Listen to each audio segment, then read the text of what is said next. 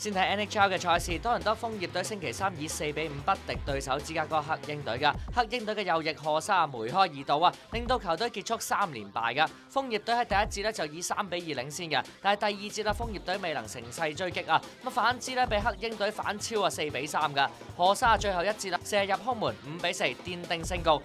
轉睇 NBA 嘅賽事啊，多倫多猛龍隊星期三發威啦，以95-80射擊敗新奧爾良黃蜂隊啊！猛龍憑住後勁喺第4節攞到33分贏得比賽。一齊睇下足球國際友誼賽，阿根廷對瑞士19分鐘啊，阿古路一個後爭撞俾美斯啊，美斯左腳射入啊1-0。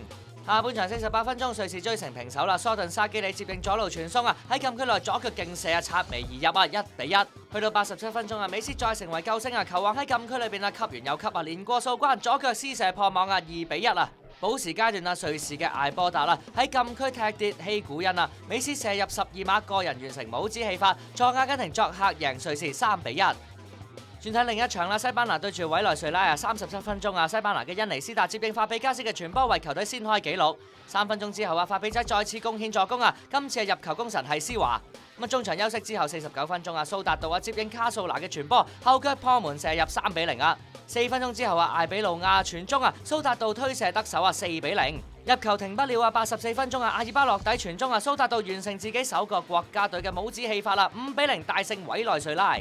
最後一齊睇下亞洲乒乓球錦標賽女單決賽啊，郭妍表現淡定，以局數4-1、11-6、9-11、13-11、11-9擊敗同胞李曉霞，第一次獲得亞錦賽女單冠軍。